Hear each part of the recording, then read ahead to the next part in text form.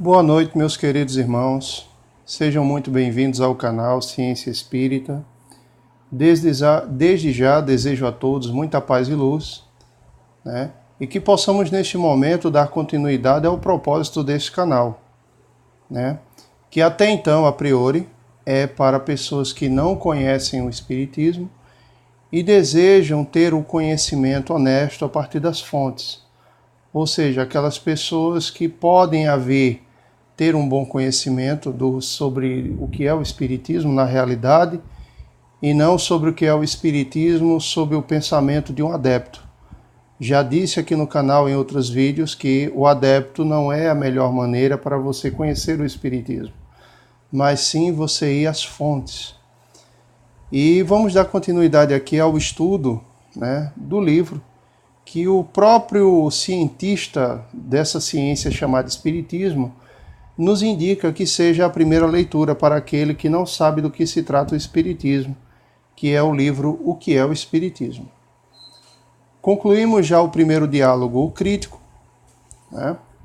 Se você está assistindo esse vídeo, se este vídeo agora é o seu primeiro vídeo no canal, recomendo que assista aos outros, para que você possa compreender como foi o diálogo, né, o crítico, e para que agora você possa acompanhar com contextualidade, né, este diálogo cético, né.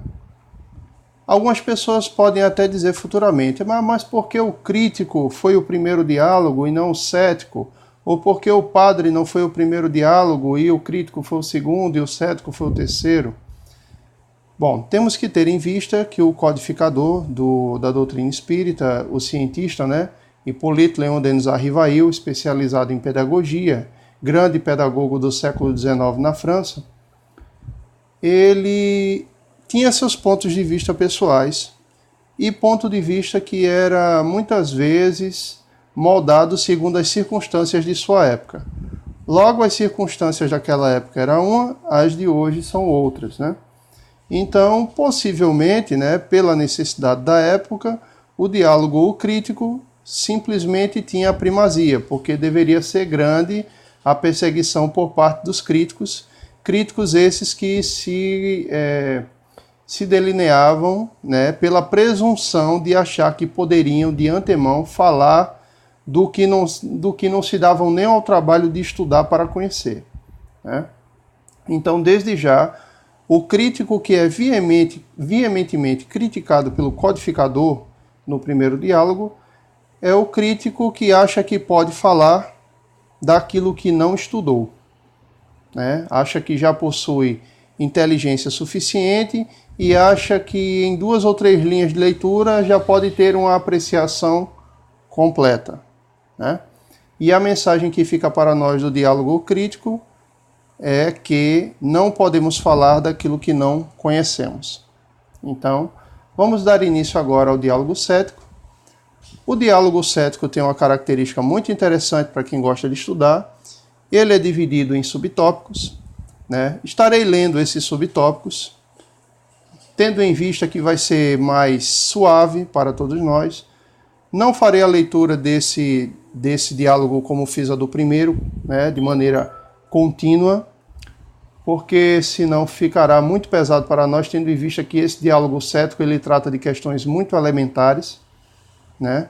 E outra que, como o codificador, como o nosso professor, ele está falando para alguém que deseja saber a coisa nas suas minúcias, logicamente que as respostas do codificador nesse diálogo são tecnicamente maiores do que as respostas que ele dava ao crítico. Então, desde já, conto com essa compreensão de vocês, tá certo?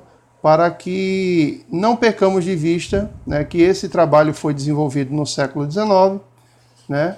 E quando formos procurar entendê-lo, não podemos retirar ele deste escopo, não podemos tirar esse trabalho dessa realidade, né? Então, vamos lá. Segundo diálogo cético. Lembrando que lerei apenas alguns tópicos, né? E consecutivamente nos próximos vídeos continuarei lendo os demais, tá bom? Para que assim não se tornem vídeos pesados intelectualmente, né? Logicamente, para que tenhamos mais tempo para processar o conteúdo, né? Os relatos, né? Podem até ver aí que já tem alguns textos marcados, tá certo? São textos que chamam a minha atenção, não quer dizer que chamem a sua atenção. Mas desde já, quando formos fazer um vídeo comentando sobre as minhas apreciações, para que vocês possam desenvolver as suas, comparando as suas apreciações com as minhas, né? Vocês possam saber mais ou menos, né? Se o meu parecer é igual ao de vocês, se não é. Questões humanas, né? Questões humanas. Porque, querendo ou não, inevitavelmente, nesse canal, eu estarei também mostrando muitas vezes o meu viés, a minha visão. Mas a minha intenção é eu ser mais neutro possível, mas vai ter momentos que eu não vou conseguir fugir disso, né? Então não adianta eu ser hipócrita e dizer, não, esse canal só vai ter visão neutra. É praticamente impossível isso. Mas o que eu desejo é que a minha visão incite a visão de vocês. Para mim, pouco importa se mesmo depois de tudo isso, vocês ainda vão pensar diferente de mim, se a apreciação de vocês será muito diferente da minha. O que me importa é suscitar em vocês o desejo de buscar o conhecimento sobre o Espiritismo nas fontes, não nos adeptos. Tá bom, pessoal? Muita paz a todos. Que os bons espíritos nos auxiliem neste momento, né? Segundo a nossa visão espírita, eles não nos dão nada de graça, apenas eles nos auxiliam a desenvolver aquilo que já temos. Desenvolver a nossa atenção, desenvolver a nossa apreciação, desenvolver a nossa leitura, desenvolver o nosso senso de justiça. Então, é nesse sentido que eu peço que os bons espíritos nos auxiliem. Paz a todos e vamos lá. Segundo diálogo, o cético. Visitante. Compreendo, cavalheiro, a utilidade do estudo preliminar de que acabais de falar. Como predisposição pessoal, dir-vos-ei que não sou a favor nem contra o espiritismo, porém que esse assunto me excita o interesse no mais alto grau. Entre as pessoas de meu conhecimento, há partidários e adversários dele. A seu respeito, tenho ouvido argumentos muito contraditórios e propunha-me submeter-vos algumas das objeções que foram feitas em minha presença e que me parecem de certo valor, para mim ao menos, que vos confesso a minha ignorância a respeito. Vamos ver a resposta do codificador. Allan Kardec. Terei grande satisfação, meu amigo, em responder às perguntas que me quiserdes dirigir, sempre que forem feitas com sinceridade e sem pensamento oculto. Não tenho a pretensão, entretanto, de poder responder a todas. O Espiritismo é uma ciência que acaba de nascer e da qual resta ainda muito a aprender. Seria, pois, grande presunção de minha parte pretender levar de vencida todas as dificuldades. Não poderei dizer mais do que sei. O Espiritismo prende-se a todos os ramos da filosofia, da metafísica, da psicologia e da moral. É um campo imenso que não pode ser percorrido em algumas horas. Compreendeis que me seria materialmente impossível repetir de viva voz e a cada pessoa, em particular, tudo quanto tenho escrito sobre essa matéria para uso geral. Em prévia leitura, cada qual encontrará, além disso, uma resposta à maior parte das questões que lhe venham à mente. Essa leitura tem a dupla vantagem de evitar repetições inúteis e de provar um desejo sincero de instruir-se. Se depois dela ainda existirem dúvidas ou pontos obscuros, o esclarecimento não oferecerá mais dificuldade, porque já se possui um ponto de apoio e não se tem necessidade de perder tempo em rever os princípios mais elementares da doutrina. Se o permitirdes, limitar-nos-emos por ora a algumas questões genéricas. Depois eu vou explicar a todos vocês por que eu grifei esses trechos, tá? Guardem a ansiedade aí. Pode ser que alguns de vocês gostem da minha apreciação, outros não. Mas é até um dever moral, né, explicar a vocês por que eu quis marcar esses textos. Né? Qual o meu objetivo nisso.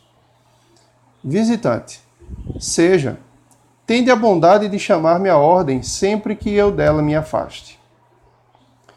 Espiritismo e espiritualismo. Olha aí, como eu disse a vocês, o primeiro tópico, né?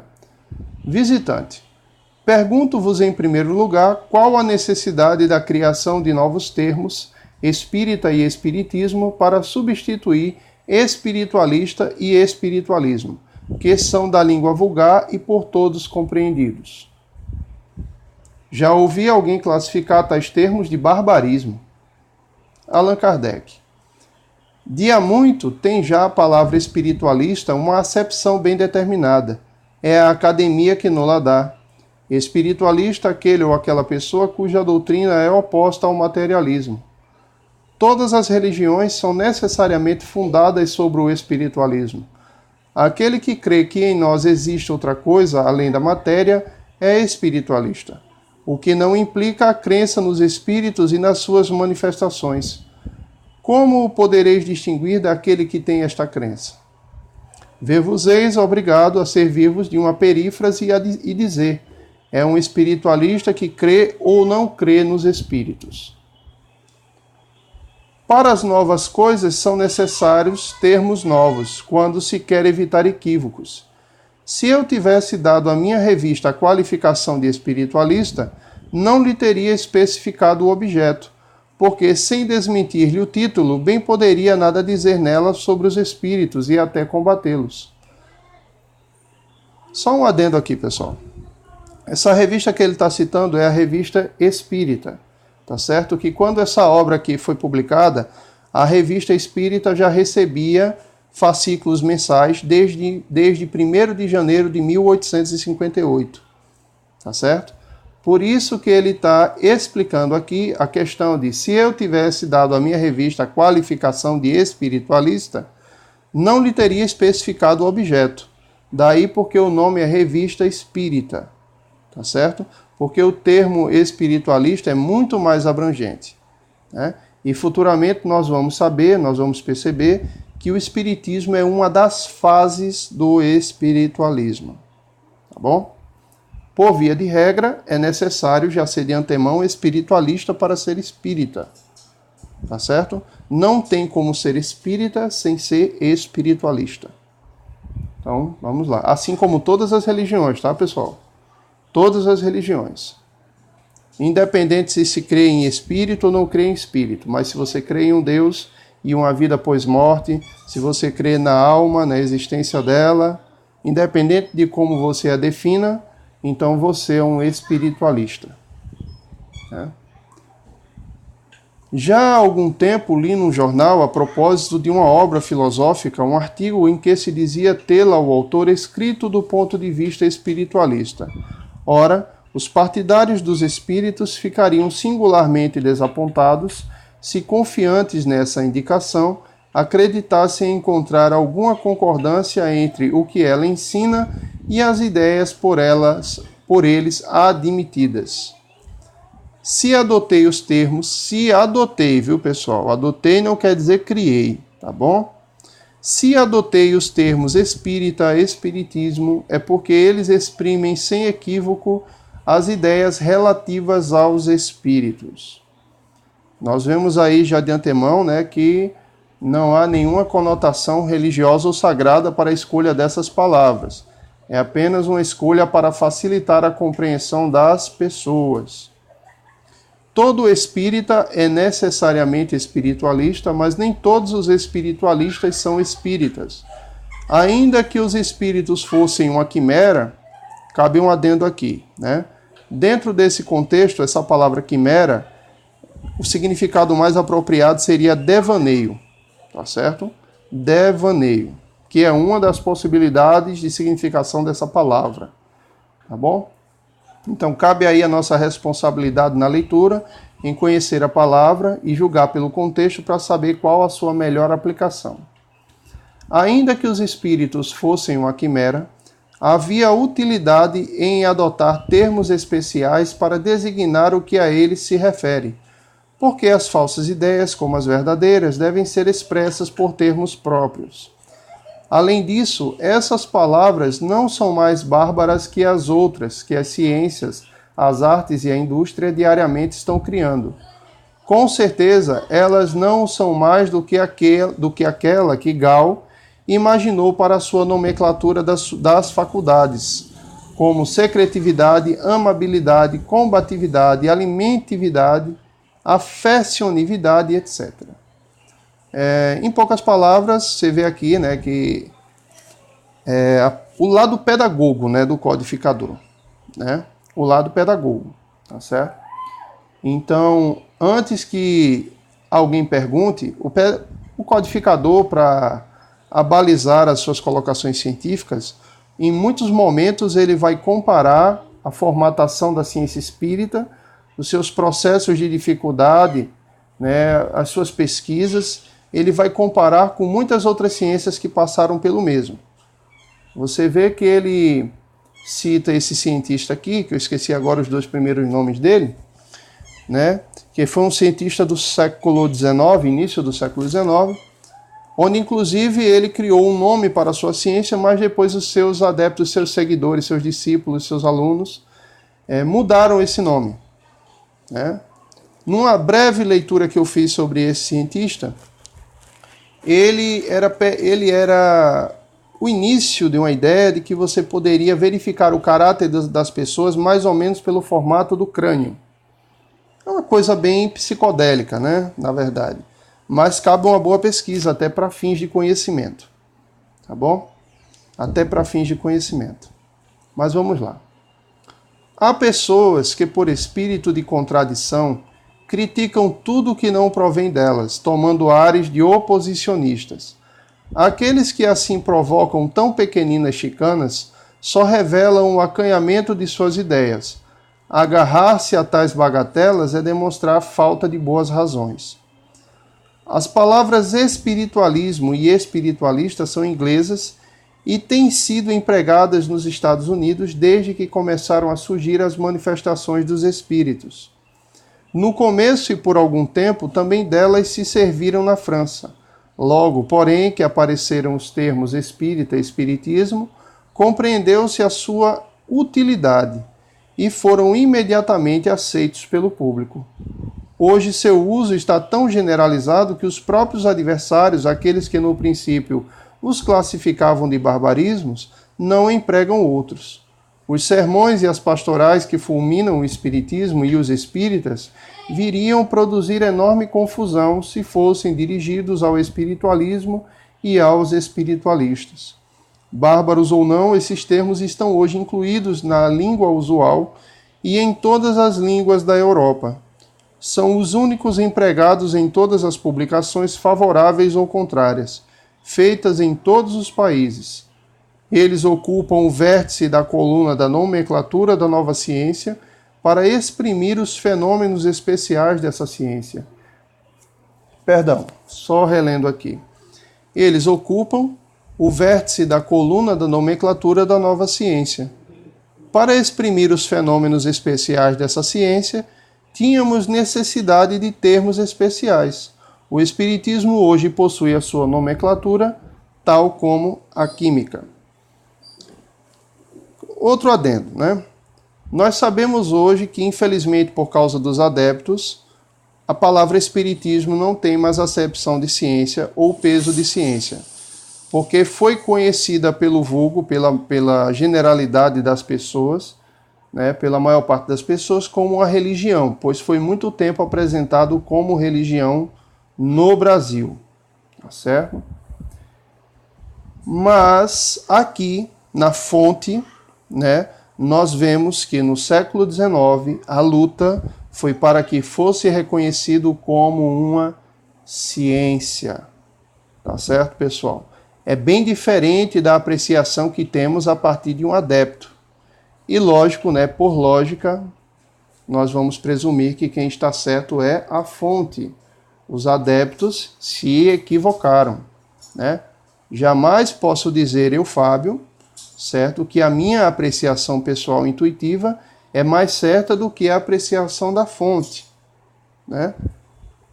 Não posso jamais dizer isso.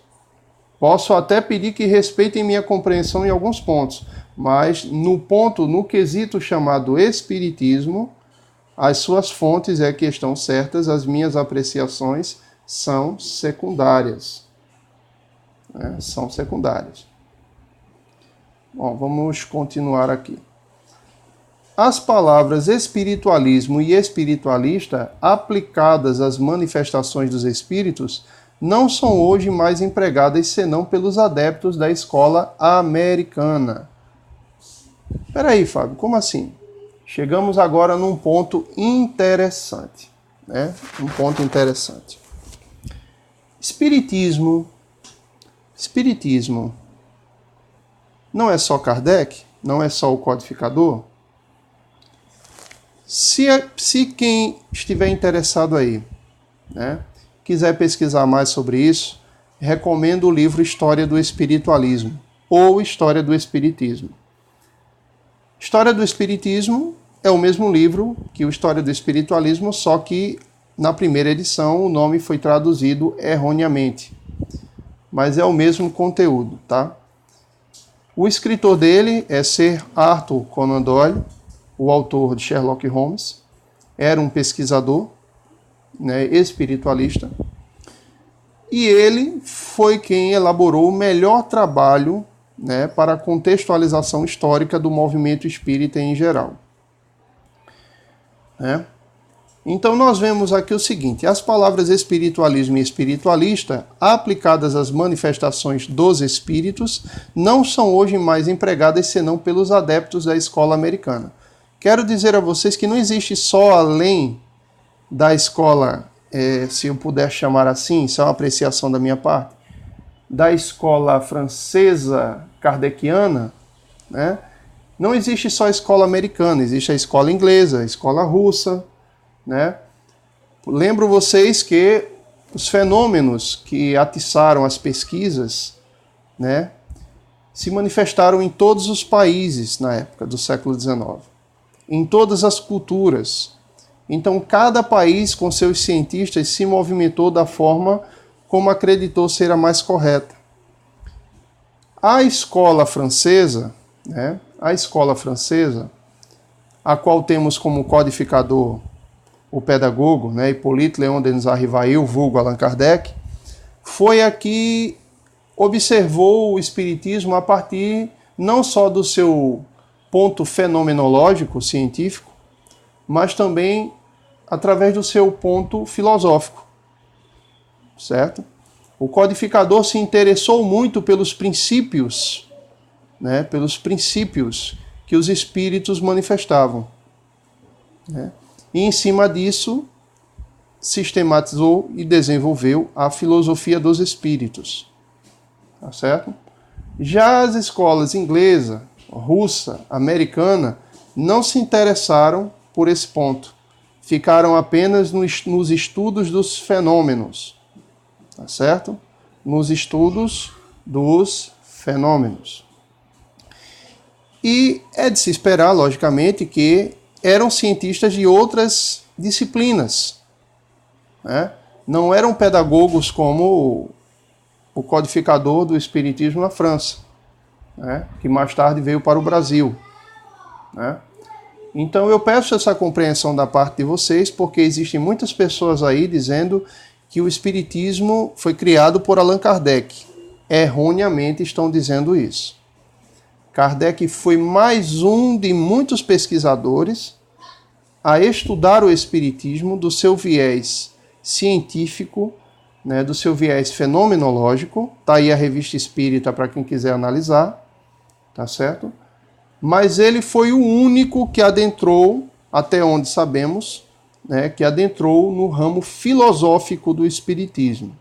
Ele parou para ouvir, né, e comparou exaustivamente tudo que os espíritos falavam. Ele se preocupou em classificar os espíritos em escala, né?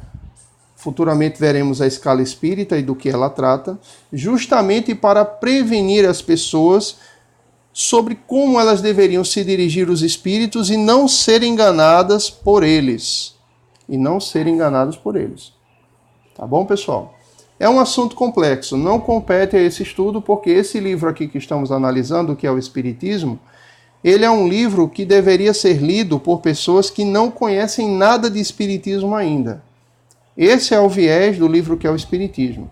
A pessoa chega para mim, Fábio, eu não sei o que é o Espiritismo, eu quero saber o que é o Espiritismo. Me explique.